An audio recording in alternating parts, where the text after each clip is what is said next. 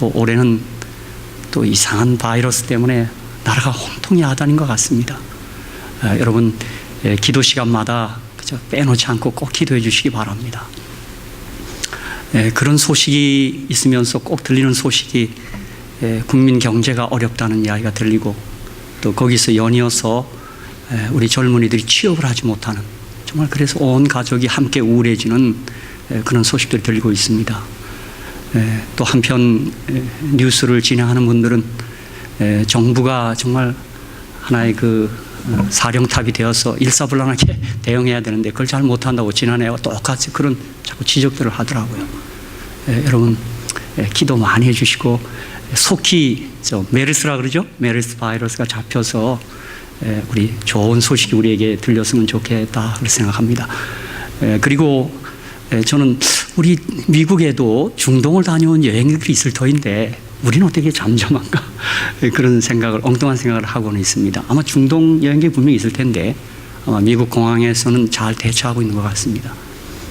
기침도 하지 마시기 바랍니다. 이 기간 동안에 기침도 또 혹시나 그래서 저희 내외는 밥을 먹다가 절대 기침하지 말자, 당분간 기침하자. 기침을 하고 고열이 되면 아주 위험하다 그럽니다. 그리고 좀 연세가 연만하신 분들이 또 위험하고 또 어떤 지병이 있는 분들은 더 위험한 것 같습니다. 다 건강하시죠? 예, 제가 오늘 저녁에 뵈니까 다 건강해 보이십니다. 한 몇 주 만에, 한 2주 만에 뵈서 그런 것 같습니다. 특별히 제가 딱 두 분만 얼굴을 지켜보면 딱 건강 그 상태가 나옵니다. 전은옥 어머니 얼굴 딱 보면 건강하다. 그럼 제가 아멘 할렐루야 또 기침을 또 우리 안순옥 어머니를 딱 뵈니까 어머니 아주 건강해 보이십니다. 그래서 다 건강한 줄로 제가 믿습니다. 그리고 참 다 얼굴색이 좋습니다. 저희가 지금 다니엘과 또 연이어서 요한계시록을 공부할 터인데 이제 오늘 12장을 하고 대략 마치고 다음 금요일에는 이제 요한계시록에 들어가겠습니다. 저는 이번 우리 캐롤라이나 그 연합 야행에 가서 제 나름대로 큰 은혜를 받았습니다.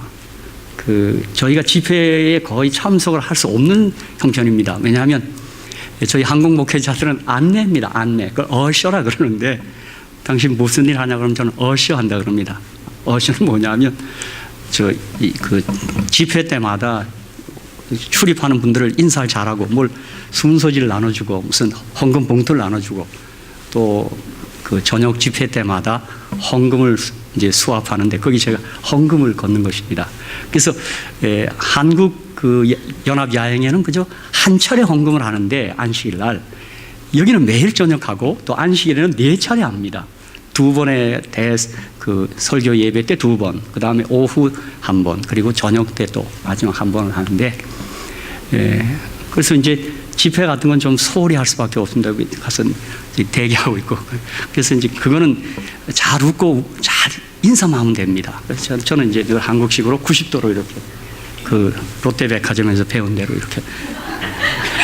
그래서 작년에는 처음이었고 또 어떤 분들이 헉을 하면서 참 미소가 아름답다고 치하되어 주시는데 올해는 또 특별한 게 뭐냐면 제가 한국인 걸 알아요. 코리안 그 인사하는 게 그게 뭐냐고 신기한 사람이 많아요. 어떻게 하는 거냐 그래서 탁 하고 이제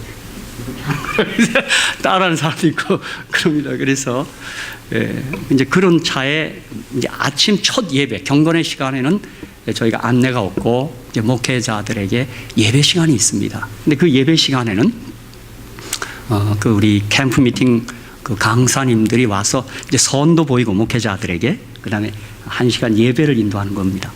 제가 그 시간에 참 은혜를 받았어요. 저는 뭐 여러분이 아는 대로 늘 영어가 부담인데 여러분 희한한 일이 다 있습니다. 어떤 때는 영어가 들릴 때요. 저는 이번에 매일 아침 시간에 하면서 이 신기하다. 그런 시간들이 있더라고요. 그래서 그 가운데 제가 또 아주 두드러진 것은 뭐냐면 저희가 마침 다니엘서를 하고 있는데 한 분 강사님이 다니엘서 11장을 하는 거예요. 그분이 다니엘 11장에 주요 초점을 맞추고 이제 앞에 2장, 7장, 8장 또 혹은 9장 이제 그런 것들을 다루는 겁니다. 그리고 책까지 이분이 이미 나와서 이제 사라 그래서 제가 얼른 가서 샀습니다. 그리고 이제 쭉 살펴봤는데, 그래서 우리가 좀 잘 푸는데 어려움을 겪었던 다니엘 11장을 이분이 잘 설명해 놨더라고요. 그래서 제가 미리 말씀드리는 것은, 우리가 지난 시간에 이어서 좀 11장을 소홀히 했는데, 혹 여러분 가운데 조금 이 11장에 깊은 관심이 있으시면 그분의 책을 사지 않아도 됩니다. 그분이 주신 강목이 있으면 영문으로 된 거요. 꼭 필요하신 분 있으면 제가 같이 카피하도록 하겠습니다. 그리고 제가 이분의 요약, 결론에 대해서 제가 오늘 카피해서 전체 카피, 그 11장 전체를 다시 한번 교통 정리하고 구획 정리를 하고, 또 그 다음에 다니엘서 전체를 잘 구획 정리한 것을 제가 약간 번역해서 여러분에게 저녁에 나눠드리겠습니다. 그래서 뭐 거듭 드리는 말씀이지만, 다니엘서는 소위 4대 제국, 아마 김지연 집사도 외우는 것 같더라고요. 제가 하도 막 지적을 했더니요. 바벨론, 메데파사, 헬라, 로마. 또 로마는 뭐예요? 제국 로마, 교회 로마. 이제 그 4대 제국이 계속 4차례 이렇게 평행을 거하면서 나가는 겁니다. 그리고 이제 오늘 12장 공부할 것은 이제 은혜 시간이 끝나고 환란이 오고, 그 다음에 미갈 대신 예수님이 재림하는 것으로서 대단원의 막을 내리는 것입니다. 또 마찬가지로 우리가 이제 함께 연구할 요한계시록도 7교회, 7인, 7나팔, 그리고 또 대쟁투라고 하는 그렇게 4번의 예언이 또 이렇게 파노라마처럼 쫙 역사적으로 흘러가는 것입니다. 그래서 궁극의 그 모든 예언의 그 정점에는, 그 마지막 지점에는 우리가 그토록 사모하는 누구요? 예수 그리스도의 재림이 딱 있는 것입니다. 저희가 이 목요일에 여선교회 성경 공부를 하는데, 이번 주에는 이제 우리 복음조화 171항 중에 제 23항 가나의 혼인잔치에 대해서 우리가 함께 연구했습니다. 그러면서 오늘 그때 저도 이번에 유대인의 결혼이 어떻게 결혼식이 진행되는가에 대해서 제가 이제 자료들을 찾으면서 함께 우리 목요일을 나눴는데, 제가 다시 한번 요약하면, 유대인들은 남자가 한 여자가 마음에 들면 그 여자의 집에 찾아가서 그 아버지에게 결혼 비용을 타서 일주일 동안 결혼 잔치를 합니다. 물론 여자들이 살아가면서 어떤 남자도 나에게 프로포즈를 하지 않으면 얼마나 야속하겠어요. 그러나 이제 딱 웬만하면 다 집신도 짝이 있다고 딱 이제 해서, 그 삼손도 보면, 사사기 삼손도 보면 블레셋 딥나에 내려가서 그 마음에 드는 여인 집에 가서 그가 결혼 잔치를 하는 것을 우리가 사사기의 기록에서 볼 수 있습니다. 그래서 이제 일주일 동안 잔치를 할 때 이제 포도즙을 쓰기 때문에 요한복음 2장에서는 가나의 혼인 잔치에 포도즙이 떨어진 거예요. 그런데 그 결혼식의 마지막 날 제 7일에는 이 포도즙, 뭐 포도주라 그렇게 괜찮아요. 포도즙을 그 신부에게 딱 놓습니다. 그때 그 신부가 수락한다 그러면 마시고 거절할 수 있습니다. 그럼 거절하면 잔치 비용도 하지도 못하고 그냥 낙심천만이 돼서 돌아오는 것입니다. 그래서 그 포도주를 그 여인이 마시면 결혼을 수락한 거예요. 결혼하게 응하겠다고. 그것은 마치 성만찬 예식과 똑같은 거예요. 우리가 성만찬 예식 때마다 주님의 흘리신 피를 상징하는 그 주를 우리가 뭐 하는 거예요? 믿음으로 받는 것입니다. 내가 주님의 신부가 되겠다고 수락하는 거예요. 이제 그리고 나면 신랑은 돌아와서 1년 동안 정원 기간이에요. 이제 마리아와 요셉이 바로 그 정원 기간에 마리아가 회임을 한 거예요. 잉태를 한 거예요. 그래서 요셉은 여러분이 아는 대로 그 기간 동안 아이를 가졌다. 그 문제가 있구나. 그래서 가만히 끊으려고 그랬습니다. 토라에 의하면 그 여인을 그냥 돌로 쳐서 죽일 수도 있는 것입니다. 그러나 가만히 끊고자 할 때 천사가 그 마리아가 잉태한 여인은 성령으로 잉태된 여인이고 예언에 따라 메시아가 그 마리아의 태중에 있다. 그렇게 통보를 받고 그가 기도하면서 역시 부부관계를 갖지 않고 그 아이의 출산을 기다립니다. 그 거의 한 1년 동안 정원 기간입니다. 그리고 그 정원 기간이 마치면 이제 본격적인 진짜 결혼식에 들어가는 겁니다. 정원 기간 동안은 법적으로는 부부지만 육체적으로는 아직 관계를 하지 않는 것입니다. 그래서 우리 주님이 우리에게 포도즙을 줬어요. 흘리신 피의 그 보혈을 주고 우리가 그걸 받았어요. 우리가 믿음으로 받은 사람들. 그래서 우리 모두는 그리스도의 뭐가 됐어요? 신부가 됐어요. 그리고 주님은 승천해서 마침 어떻게 해요? 신랑이 이제 신혼방, 처소를 예비하고 1년 뒤에 결혼잔치를 하는 것처럼 우리 주님이 하늘 가시 우리의 처소, 그 우리 함께 살 그 방을 처소를 마련하는 거예요. 그리고 요한계시록 19장 9절에 보면 어린 양의 혼인잔치에 오셔서 우리와 이제 최종적으로 혼인에 들어가는 거예요. 그러니까 우리가 이 주님을, 재림을 기다리는 시간 동안 우리가 순결한 처녀처럼 다시 오실 신랑을 고대하고 기다리고 우리의 행실을 정말 순결하게 유지하는 것. 물론 그 일을 위해서 주님께서는 그냥 명하시지 않고 성령님을 보내셔서 우리에게 성령으로 신부의 화장을 하도록, 신부의 그 자세, 태도를 잘 유지할 수 있도록 그렇게 도와주신 것입니다. 그래서 지금 오늘날 믿습니다, 예수 믿습니다, 그냥 그렇게만 해서 되지 않고 실제적으로 우리가 정결한 신부가 되어서 요한계시록에 있는 것처럼 어린 양의 혼인잔치에 들어가기까지 우리가 날마다 주님을 고대하고 주님을 사모하고 또 주님을 맡기 위하여 순결한 여인의 그 삶을 살아야 하는 것입니다. 그게 참된 믿음으로 말미암은 의고, 다니엘과 요한계시록이 그 예언의 끝지점에 재림을 말하는 것은 뭐예요? 그때 주님이 다시 오실 때, 우리와 정혼하고 처소를 마련하신 신랑 되신 예수가 다시 오실 때 우리가 그분을 맞이하기 위하여 어떻게 했어요? 깨어있고 또 맞을 준비를 해야 된다, 그런 내용이 되는 것입니다.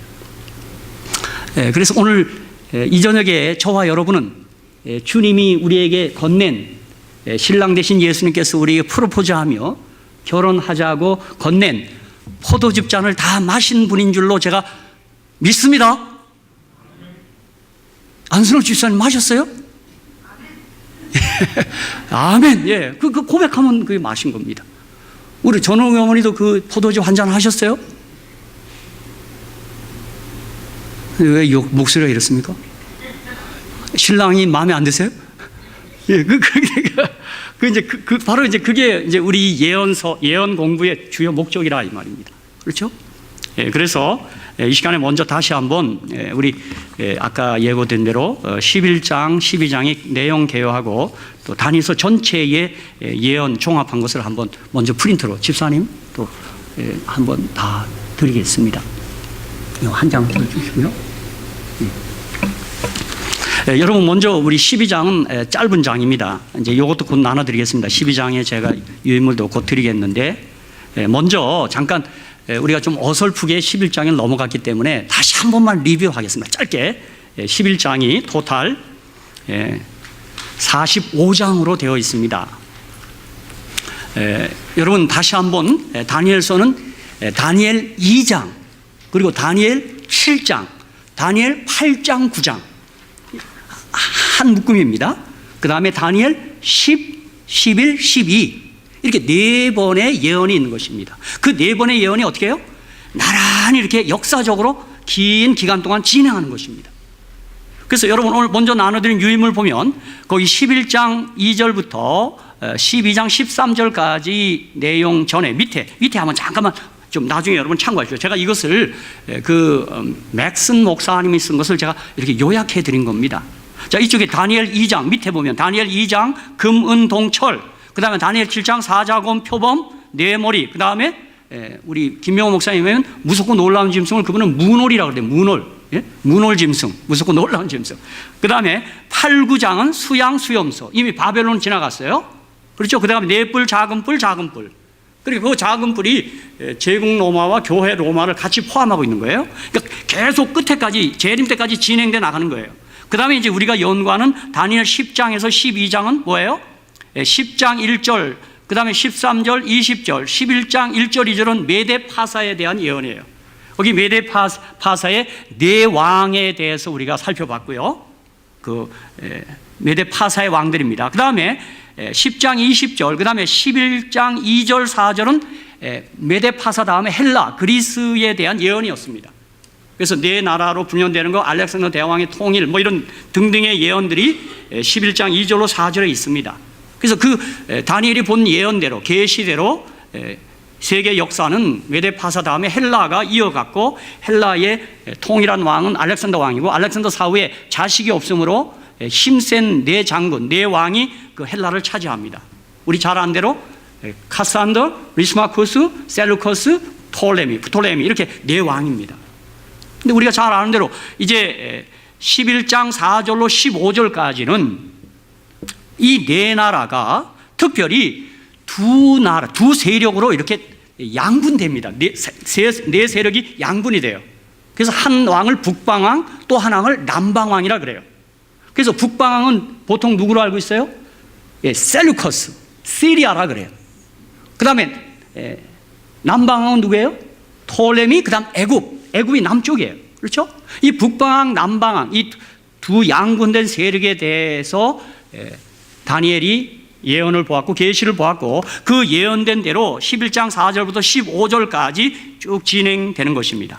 그러다가 16절부터 30절 상반까지는 이 헬라 다음에 일어나는 세계 통일 국가 로마에 대한 예언이 나오는 것입니다.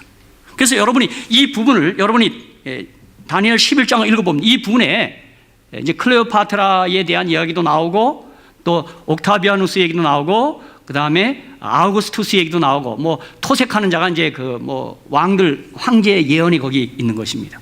영화로운 땅을 침입하는 게 로마 제국이 영화로운 땅을 침입했다는 그런 등등의 예언이 바로 이 11장 16절로 30절 상반부에 나옵니다.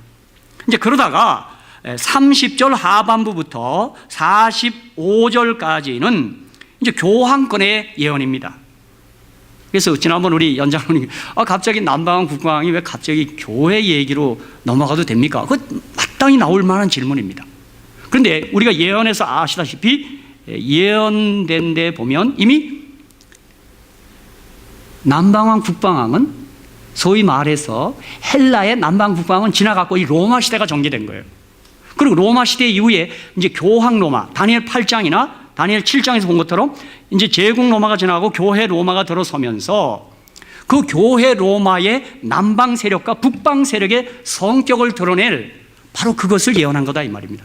그러니까 남방은 애굽이기 때문에 소위 불신 세력, 프랑스 혁명으로 그 정신이 드러난 그 무신론 세력, 불신 세력을 가리키고 북방왕은 소위 교황권을 가리킨다 이 말입니다. 그래서 이 11장 30절 하단부터 45절까지 이게 좀 더 이제 더 이제 나뉘어지면 여러분이 이제 그 위에 다니엘 11장 12장의 내용 계속 본 것처럼 11장 30절 하단부에서 39절까지는 교황 로마의 전성기의 예언이고 40절로부터 45절은 교황 로마가 1798년 죽게 되었던 상처가 입어요. 우리 프랑스 대혁명 때 버티어 장군이 교황 피우스 6세를 유배해 가서 교황권이 치명적인 상처를 입어요. 그래서 1260년 동안 교황이 전성기를 누리다가 상처를 입다가 1929년 라테란 조약에 하여 이탈리 무솔리니가 바티칸을 독립시켜 줍니다. 그때부터 교황권이 어떻게 됐어요? 그 상처가 낫게 되며 온 세계가 이상히 여기며 교황권을 따르는 것입니다. 오늘날 교황권이 이렇게 세계적인 주목을 받을지 누가 알긴 했겠어요. 그런데 성경의 다니엘과 요한계시록 예언은 그 죽게 된 상처가 낫고 온 세계가 이 짐승을 따른다고 이상하게 따른다는 것이 예언이 되어 있는 것입니다. 그래서 오늘날 교황이 움직이는 곳에 모든 세계인의 이목이 집중되는 것입니다. 그래서 다니엘 11장 40절로 45절은 교황 로마의 상처 회복 후의 활동이 나와 있는 것입니다. 다시 말하면 1798년부터 세상 끝날까지의 교황권의 그 활동에 대한 예언이 나와 있습니다. 그리고 이제 오늘 우리가 공부할 다니엘 12장 1절로 4절에는 이제 그 집행유예, 은혜 시간이 마치고 환란의 때가 시작됩니다. 이 소위 야곱의 환란입니다. 이건 개국이래를 볼 수 없던 무시무시한 환란입니다. 그러므로 이것들은 지금 미래에 관한 예언인데 아직 성취되지 않은 예언인데 저와 여러분이 아는 대로 이 예언은 화이트부인이 다시 한번 구체적으로 계시를 보았는데 대쟁투에서 이건 정말 무서운 환란입니다. 여러분 보십시오. 지금 메르스 바이러스 하나 때문에도 한국이 그냥 소동을 치고 있어요. 저는 가만히 환란을 생각하는 것입니다. 이 7장의 환란이 시작되면요 이건 걷잡을 수 없습니다. 지금 뭐 메르스 갖고도 이게 공기로 전염되느냐 안 되느냐 막 논란이 많아요. 근데 일부에는 공기로 전염된다. 2층에 있는 사람이 전염되지 않았냐? 보건복지부는 아니다. 너무 공포를 조장하지 말라. 그렇게 말합니다. 제가 위생병이었습니다. 제가 매독균이라는 아주 못된 병이 있습니다. 매독이라는 병이요. 제가 걸린 병사 봤습니다. 무시무시합니다 그거요. 참 그런데요, 다행히도요, 매독균은 공기에 접촉되는 건 죽습니다. 에이즈도 그렇습니다. 얼마나 감사한지요. 그게 공기로 전염되면 정말 걷잡을 수 없습니다. 제가 위생병 시절에 여기 위생 선배님이 계셔 죄송합니다. 또 말 잘못하면 또 저는 그 매독에 걸린 우리 지휘관 한 분, 이 위관 장교 대위님이 한 분 매독에 걸렸어요. 어떻게 걸렸는지 모르겠어요. 걸렸어요. 근데요, 참 군대에 있는 약이 아주 지표가 있습니다. 그게 뭐죠? 그것만 놓으면 그냥 낫습니다. 그거 희한해요. 근데 그걸 함부로 놓을 수 없는 게, 어떤 병사는, 어떤 사람은 그거 맞으면 쇼크가 일어나서 그냥 그 자리에 죽습니다. 또 겁이 나요. 그러나 매독 걸린 사람은 뭐 쇼크의 우려를 멀리 한 채 맞습니다. 근데 그거 맞으니까 딱 낫더라고요. 그러니 그 매독을 어떻게 걸려서 나은 사람은요, 저희 위생병들만 보면 고개를 숙이고 의무중대 쪽을 향하여 항상 절을 합니다. 그만큼 그 페니실린이 아주 대단한 효과가 있는 약입니다. 지금 모르겠습니다. 메르스 바이러스도 빨리 보건당국이 빨리 그걸 즉각 그냥 한 대만 맞으면 막 치료되는 그런 약이 좀 주사가 나오면 참 좋겠다. 저는 그런 마음속으로 기도를 하고 있습니다. 그런데 여러분, 계시록 10장 7장 이 은혜 시간을 마치고 환란이 시작될 때 이 지구촌이 걷잡을 수가 없습니다. 여러분, 특별히 우리가 예언한 대로 전쟁, 기근, 온역, 그죠? 지진, 이런 것들이 제가 마태복음 24장에 재난의 시작이라고 하는데, 제가 원어에 보니까 그건 재난이 아니라 산고의 시작이에요. 다시 말하면 재림이 반드시 실현될 그 첫 시작이라는 거예요. 이런 것들이 주님의 재림이 곧 실현될 하나의 시작에 이제 불과한 거예요.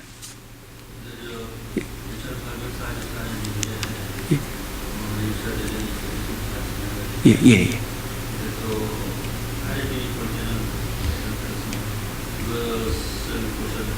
예, 전쟁, 큰 전쟁.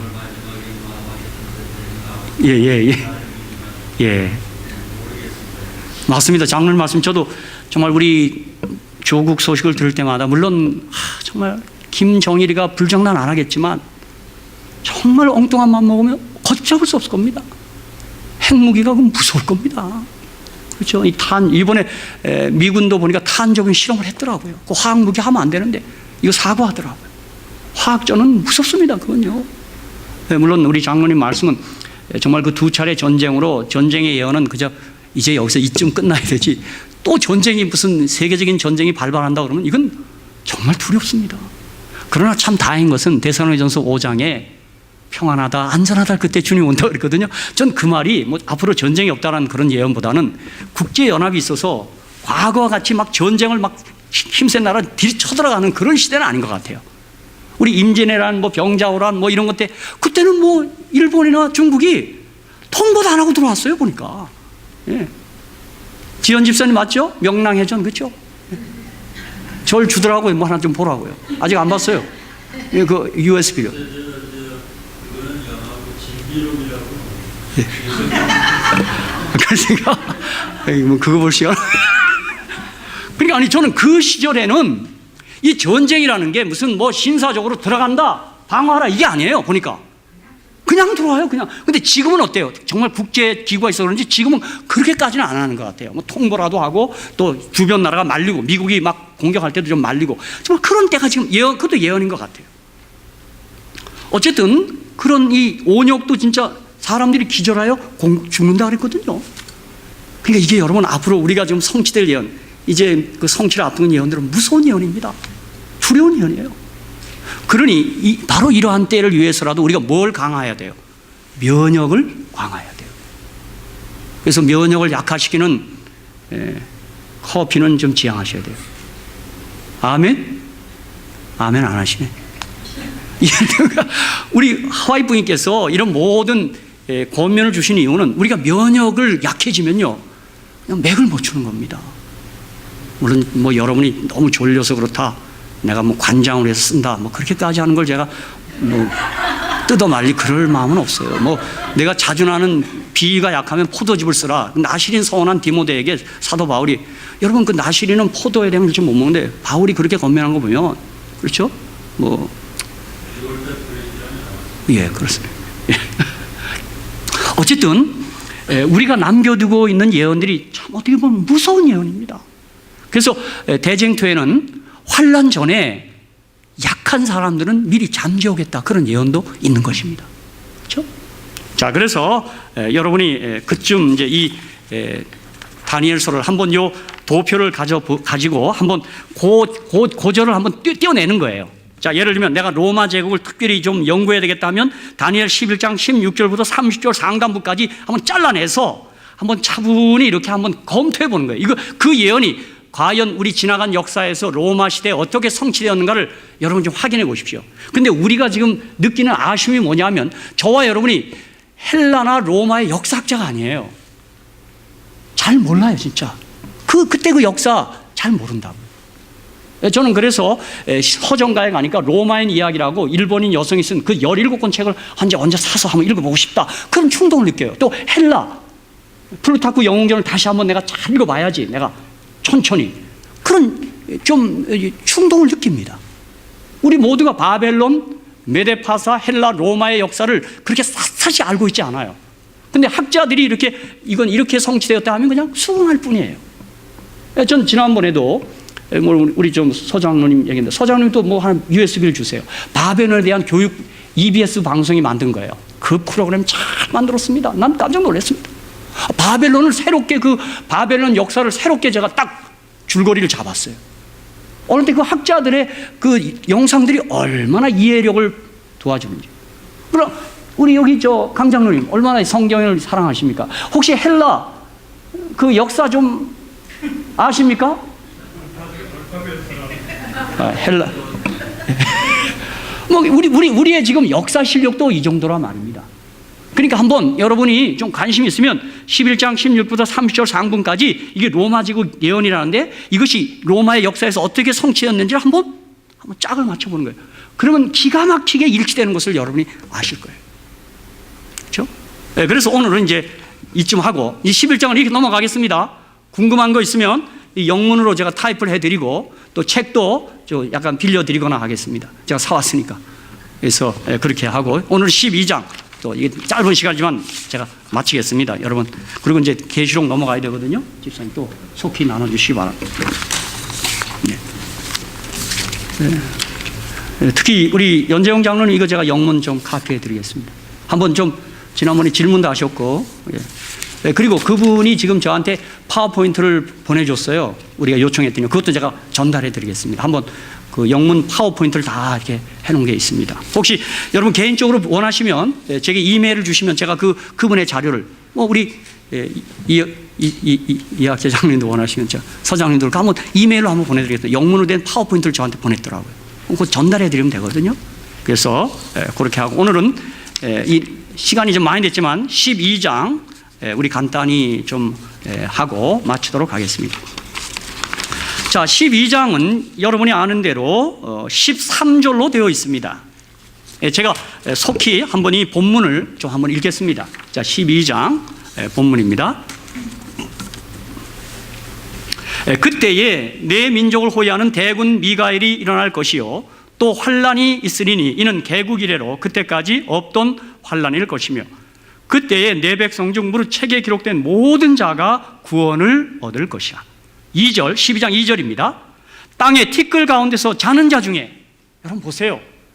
구약에도 자는 거라 그랬어요. 그 다음에 티끌, 그 티끌 중에 자는 거예요. 그래서 뭐예요?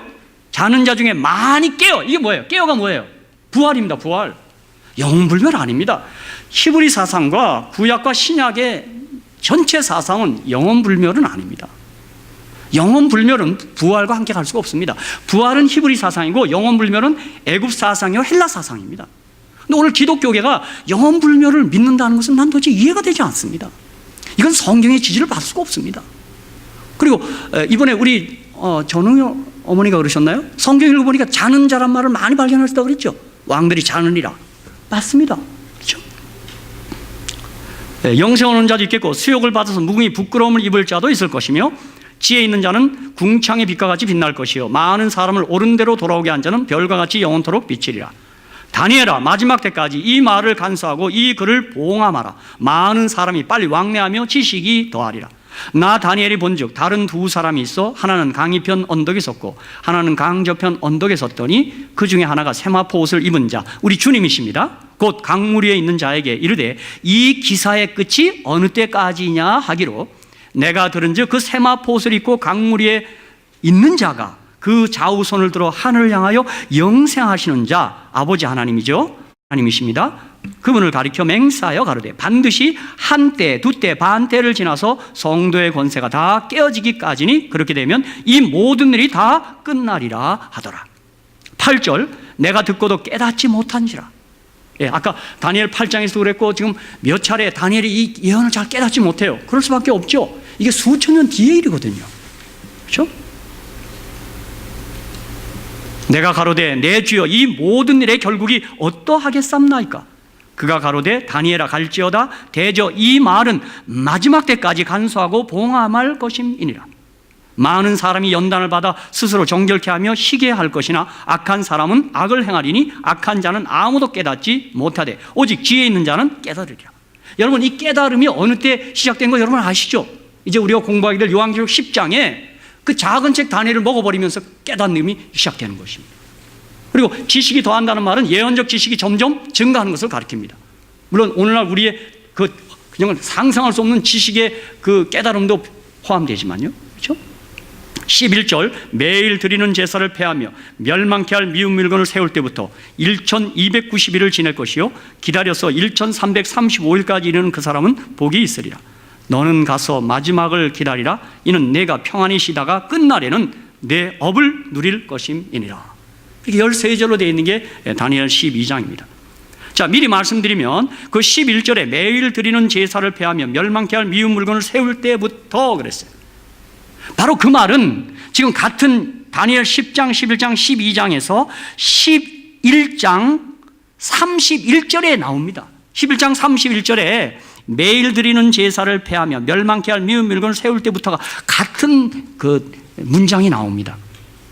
근데 여러분이 아는 대로 이게 뭐예요?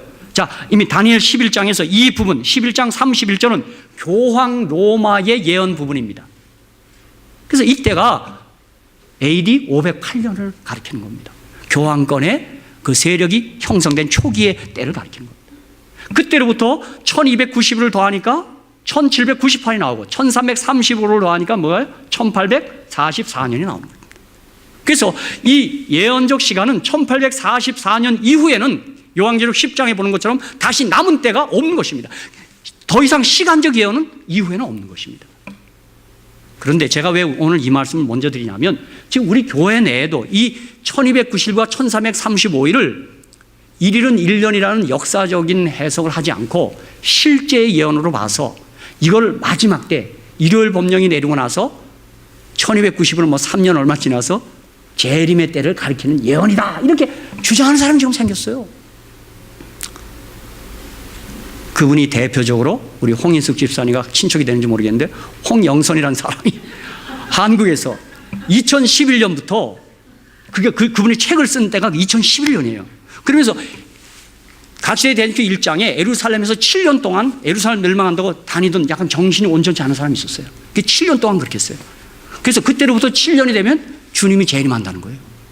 2011년은 어디서 나왔고 7년은 또 어디서 나왔는지 그 대전교 1장에서 나왔대요.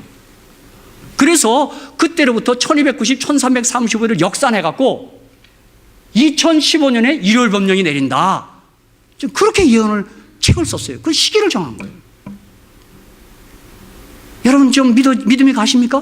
홍인숙 집사님 같은 홍씨인데요. 그리고 그분이 볶음곡식을 먹으면 피가 깨끗해져서 피를 갖고 심판하는데 피가 더러우면 심판이 통과 못한다는 거예요. 그래서 볶음곡식 먹고 잘 때는 텐트 치고 목만 내놓고 자라 뭐 이런 주장을 좀 하는 거예요. 또 그렇게 먹었더니 환자가 나았다는 거예요. 한국에서요. 예, 그 뭐 장로님에게는 좋겠네요. 이가 나가면 또 이빨을 하러. 그러니까 여러분 자꾸 이게 왜 자꾸 이런 이상한 주장들이 또 그분이 함께 주장하는 게 뭐냐면 성령은 하나님이 아니라 성령을 주장하면 그건 우상을 주장하는 거고 사탄이 좋아하는 거다. 또 이렇게 주장하는 거예요. 저는 이해가 안 가요. 나는 그것에 대해 반증이 뭐냐면 우리 주님이 승천에 두 가지 약속을 했어요. 내가 진실로 속회라는 약속과 함께 내가 세상까지 너희와 항상 함께 있으는 두 가지 약속을 했어요. 여러분 그러면 그 예언은 가신 겁니까? 함께 있는 겁니까? 가시긴 가셨어요. 그럼 뭐예요? 함께 있다는 말은 뭐예요? 보혜사 성령으로 함께 있겠다는 얘기예요. 그건 어떻게 되는 겁니까? 그러니까 앞뒤가 안 맞는 거예요. 근데 지금 한국에요. 지난번 안철수 목사님 댁에 한국에서 온 사람이요. 새벽 2시 반까지 성령은 하나님이 아니라고 그 안철수 목사님하고 대판 논쟁을 벌여서 우리 목사님께서 지난달 교회 지람에 성령에 대해서 특집 기사를 쓰셨더라고요. 여러분 어디 그분한테 대드세요. 그분이 성경을 350번 읽은 분이에요. 340번인데 내가 10번을 늘려놨어요. 그간 10번 더 읽은 거라. 제가 그분이 우리 교회 나성에 있을 때 제가 와서 집회를 하는데요. 성경을 340번 읽었다 그러더라고요. 난 그때부터 안철수 목사님 앞에서 머리를 숙이로 했습니다. 그랬더니 또 언일 갔더니 또 거긴 1800번 읽었다 그래서 내가 그 앞에 가서는 입을 다물기로 했습니다. 저는 못 읽어도 100번 읽으라 그럽니다. 제가 지금 목표가 있습니다. 그리고 내가 우리 학생들 집회 가면 그래요. 야 민주야, 아람아, 민우야, 주영아, 성경 우선 10번 읽어야 된다. 대학 졸업할 때까지 300번을 책을 읽어야 된다. 그리고 꿈을 하나 정해라. 저는 그때 기분 좋은 게 있어요. 민주가 앞에 앉았다가요. 말도 없는 친구가 목사님 나는 꿈이 대통령이다 그러더라고요. 그래서 감사하다 그랬어요. 감사하다 그랬어요. 민주야 하면 대통령 돼야. 이제 흑인이 했으니까 이제 황인 중에 한번 하자. 그래 했습니다. 예? 그러니까 이 좀 성경을 전반적으로 알면 그런 이설이 생기지 않을 텐데 왜 그런지 알 수가 없어요. 그렇죠? 예? 자, 그래서 시간이 없기 때문에 첫 페이지 보겠습니다. 자, 1절로 4절은 마지막 때의 사건들입니다. 은혜 시간이 이제 지나고 환란이 오고 대군 미가엘이 일어서고 이제 그것이 다 요한계시록 뒷부분에 16장부터 7장 뭐 이런 것들의 예언을 더 요한은 상수라는 것입니다. 그 다음에 5절로 12절은 그 마지막 시기에 대한 질문과 대답. 세마포 입은 자, 그 무리에 서신 분, 그 예수님을 향하여 양쪽에 있는 천사들이 물어봅니다. 이게 어느 때까지입니까? 할 때 1290일을 지나리라 뭐 이런 대답이 있습니다. 그 다음에 마지막 13절은 작별 인사와 개인적인 약속입니다. 특별히 저는 이 약속이 좋습니다. 다니엘에게 뭐예요? 내가 가서 기다리다가 잠들었다가 마지막에 유업을 얻으리라. 저는 이 약속이 얼마나 좋습니까? 여러분 이 약속에 또 신약에서 이 약속이 들리는 곳이 있었어요. 어디입니까? 주여 주의 나라 임하실 때 나를 기억하소서. 미래로 물어봤습니다. 그러니까 오늘 당장 하는 얘기 아니에요. 미래로 물어봤으니까 오늘 내가 내게 확신을 주겠다. 내가 나와 함께 어디에 있으리라? 낙원에 있으리라. 아멘. 전 고절을 읽을 때마다 주님이 나에게도 말씀해 달라고 제가 애원을 하는 것입니다. 여러분 평생 강도짓 하다가 죽어가던 사람에게도 약속을 했다면 저같이 이만큼 착하게 산 사람은 들어주셔야 되지 않겠습니까? 예? 양기 선생님 맞습니까? 아니에요. 착한 거하고 상관없어요. 보혈을 믿는 믿음으로 구원받는 거예요. 아멘? 나 착하게 살았으니까 그 얘기 아니에요. 십자가 옆에 흘린 보혈을 믿는 자가 구원에 이를 것입니다. 그렇죠? 자, 그래서 다니엘 12장 4절 다니엘아 마지막 때까지 이 말을 간수하고 이 글을 봉함하라. 많은 사람이 빨리 왕래하며 지식이 더하리라. 그래서 그 내용은 3페이지와 4페이지에 제가 기록해 놨습니다. 그 1844년 혹은 1798년 이후에 그 수많은 발명품들 그 현대 그 물건들 그 다음에 최근엔 디지털 인터넷 컴퓨터 이건 뭐 정말 상상할 수가 없습니다. 이게 정말 지식이요. 저는 구글에 들어가면요 어떻게 이런 시대가 왔는가 할 정도. 그렇죠? 그리고 3페이지에는 마찬가지로 사단도 이 하나님의 예언적 지식과 지식이 증가하고 빨리 왕래하는 것을 방해하기 위해서 사단도 이때를 기해서 하나님에게 대적하는 각가지 운동들을 일으킵니다.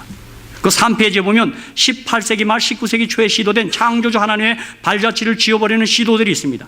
1789년 프랑스 혁명, 1781년 산업혁명, 1848년 칼 마르크스의 공산당 선언, 1859년 찰스 다윈의 진화론 발표, 1844년 출생한 벨하우젠의 성서 고등비평, 1844년 출생한 니체의 초인주의, 그 무신론입니다. 그다음에 1848년 폭스의 딸들의 강신술. 바로 그때 집중적으로 해서 하나님을 대적하는 그런 잘못된 운동도 그때 막 집중해서 일어나는 것입니다. 우리 재림교회가 탄생할 바로 그 점들입니다. 사단이 이거 알죠. 예언을 알죠. 그렇죠? 그 다음에 1페이지로 돌아옵니다. 다시 다니엘 12장 6절. 그 중에 하나가 세마포스를 입은 자 곧 강물에 있는 자에게 이르되 이 기사의 끝이 어느 때까지냐 하기로. 자, 이렇게 질문합니다. 이 질문의 요지는 뭐냐? 작은 뿔로 표상된 로마 교황권이 그리스도와 그분의 성서를 회방하고 성도를 짓밟는 끔찍스러운 이변이 1000년 이상 되지 않았습니까? 얼마나 오래 계속될 것이냐는 질문입니다. 그런데 12장 7절, 12장 11절, 12절에 한때, 두때, 반때를 지납니다. 또 1290일과 1335일이 지납니다. 이것이 우리가 잘 아는 1798년과 1844년입니다. 제가 이제 이 말씀하고 마치겠습니다. 제가 이번에 양에 가서 그 다니엘서 강의하는 목사님께도 은혜를 받았는데 또 한 분 흑인 목사님인데요. 이분이 아주 42살이에요. 정기도예요.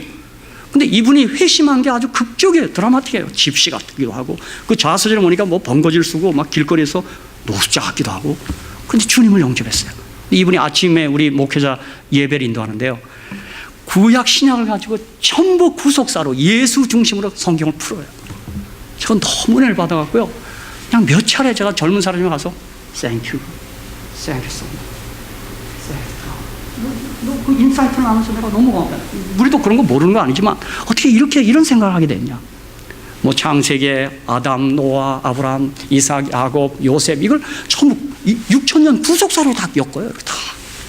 그래서 제가 당신 그 한번 집회를 초청하는데 어떻게 하면 되냐 그랬더니 자기는 5일 캠프를 한대요.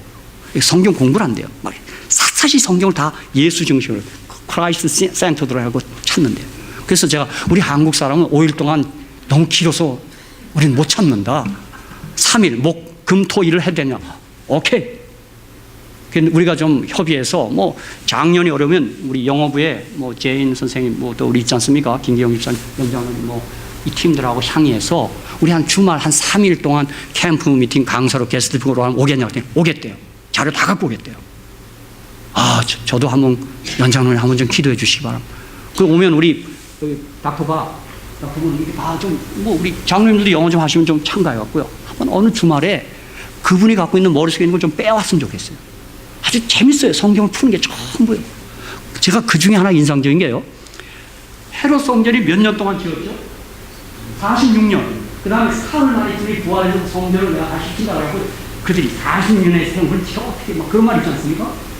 근데 이분이 이래요. 1844에서 1798을 빼버려요. 빨리 계산해버려요. 얼마야? 46이 뭘까? 46이에요. 그게 그 표상. 물론 어떤 예언들은 너무 알레고리컬해요. 점프하는 것도 있어요. 근데 하루 종일요? 그것도 46년 차이네, 그게 또.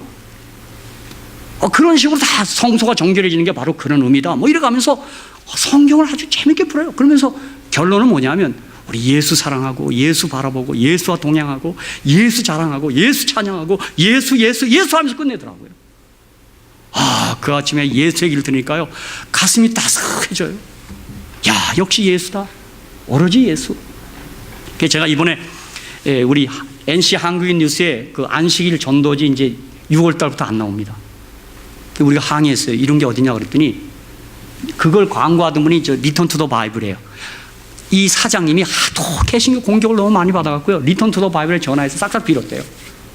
뭐 누구 때문에 그냥 리턴 투 더 바이블 회장님 좀 살려주세요. 그래서 그분들이 그럼 그러라고. 그분들이 돈도 돼야 되니까 아마 부담이 되는지 그냥 그게 됐어요. 그래서 제가 리턴 투 더 바이블 분들이 또 전도지도 한 2권 보내왔길래 전화했어요. 그 총무님 전화 받는 것 같아요. 장로님 너무 감사합니다. 이렇게 정말 우리 현대 기별, 세천사기별 이렇게 전해서 너무 고맙다고 돈까지 대주고. 근데 광고는 2번밖에 못하게 됐네요. 네, 그렇습니다. 그래. 혹시 다음 기회에 리턴 투 더 바이블이 한성호 목사님이 12회의 안식일에 대해서 나갔는데 혹 한번 약간 역발상으로 예수 믿음에 대해서 한 몇 차례 나가면 안 되겠습니까? 그래서 우리가 예수를 정말 사랑한다는 걸 한번 광고에 내보내면 안 돼요. 그분이 That's right. 목사님 그 생각 좋네. 어떻게 해야 될까요? 목사님이 원고를 좀 쓰십시오. 그래요. 알겠다고 나도 행복의 시작 예수 믿어보니 너무 좋아. 나도 한번 쓰겠다. 내가 그걸 제안했어요. 그랬더니 우리도 예수 믿는 사람으로 한번 해보자. 제가 왜 그랬냐면 그 정일 목사님하고 이메일 주고받으면서 지난번 이제 캠프장 가면서 하나 던지고 나 일주일 동안 못 합니다. 어디 갔다 와야 돼. 그래서 뭐라고 썼냐면 난 정일 목사님이 처음 온나라 교라길래 정인관 선생님 생각났습니다. 그래서 난 참 마음이 따스해졌다. 그리고 나는 이 예배 날 갖고 논쟁하는 것보다 먼저는 예수님 얘기를 목사님과 함께 더 많이 하고 싶다. 그렇게 쓰고 이제 내가 일주일 갔다 올 테니까 빠이빠이 하고 이제 갔어요. 그랬더니 뭐가 탁 날라왔어요, 빨리요. 뭐라고 날라왔냐면, 박 목사님은 여기 인간적이군요. 예수를 그렇게 사랑한다는 게. 그러니까 이 공통 분모를 먼저 얘기해야 되겠다. 그러고 나서 이제 물론 저도 계속 이제 영혼불명 그런 문제 다 보낼 겁니다. 그리고 우리 신교호 목사님 어둠 위질 뭐 책도 한번 보낼 겁니다. 주소에다가 보낼 거예요. 여기 다 답이 다 있다고 이미. 그래서 제가 오늘 결론은 뭐냐면 우리 다니엘 요한계시록도 마지막은 누굴 생각하고 마쳐야 되겠어요? 예수님. 나 위하여 사람이 되셨고 내 죄 때문에 갈바리로 가셔서 피 흘리신 예수님. 나를 사랑하고는 못 베기는 사랑이 넘치는 예수님. 그 예수님이 예언의 주인공임을 절대 잊지 마셔야 합니다. 그렇죠? 그냥 우리가 예언 뭐 역사 공부하고 마치면 이건 성경 공부 약간 반밖에 안 한 겁니다. 그렇죠? 우리 예수님 찬양합니다. 한번 다 같이 한번 외치고 마치겠습니다. 오직 예수, 항상 예수, 끝까지 예수. 예, 이건 누구한테 배웠냐면 장성기 집사님, 제가 신양이 목사 친구한테 배운 겁니다. 오직 예수, 항상 예수, 끝까지 예수. 할렐루야! 기도하고 마치겠습니다. 하늘에 계신 우리들의 아버지, 우리가 예수를 믿게 해주셔서 감사합니다. 그리고 주님은 사랑이신데 그 사랑이 십자가에서 폭발했습니다. 그 십자가에서 확증된 사랑을 우리로 하여금 알게 해주셔서 너무너무 감사합니다. 주님의 사랑이 우리를 강권해서 우리도 사랑의 사람이 되게 해주시고 그 사랑 때문에 살아가는 정말 그리스도 예수의 사람들이 다 되게 해 주시옵소서. 우리 재림교회가 예언을 바르게 깨닫는 것 이상으로 예수 그리스도를 높이는 일에 가장 으뜸이 가는 예수의 교회가 되게 해 주시옵소서. 그러나 주님 마지막 때 창조주 하나님을 경배하고 하나님의 절대 주권을 인정하는 이 일이 필요하오니 주여 샬롯 땅에 우리가 기도할 때마다 하늘이 열려서 진리의 성령의 감화로 저들도 성서적 진리 가운데로 이끌림 받을 수 있도록 은혜를 베풀어 주시옵소서. 오늘 안식일 이제 집에 돌아갈 때 주의 천사와 함께 동행하고 이 복된 날, 이 생명의 날 우리 주님 생각하며 은혜 받는 복된 날 되게 해 주시옵소서. 우리 주님 예수님의 이름으로 간절히 기도하오 나이다. 아멘. 감사합니다. 다음 주에는 우리 요한계시록 연구하도록 하겠습니다.